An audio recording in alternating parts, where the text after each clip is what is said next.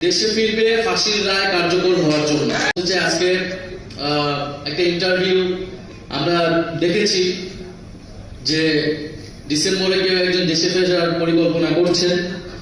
তো আমাদের ইয়ে থাকবে যে দেশের অলরেডি 16 বছরের ধ্বংসযজ্ঞ হয়েছে।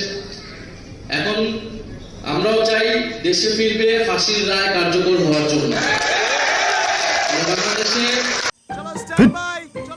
লাইফে কোনো কিছুর গ্যারান্টি নাই, তাই ইন্স্যুরেন্স করুন সিটি ব্যাংকে, কারণ ইন্স্যুরেন্স করলে সিটিতে সুরক্ষা পাবেন নিশ্চিন্তে। রায় হয়ে গিয়েছে, এখন এই সরকারের উচিত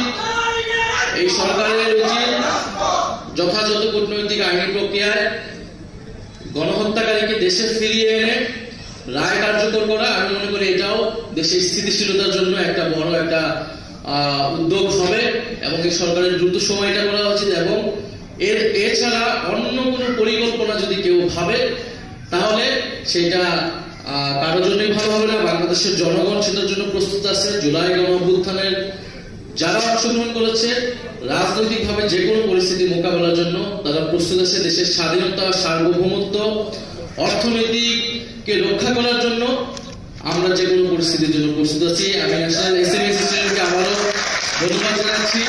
আজকে যারা এখানে যারা উদ্যোক্তা এসেছেন, যারা আলোচক হিসেবে এসেছেন, তাদের প্রতি আমি ধন্যবাদ এবং জাতীয় নাগরিক পার্টি এনসিপির পক্ষ থেকে শুভেচ্ছা জানাচ্ছি। আসসালামু আলাইকুম।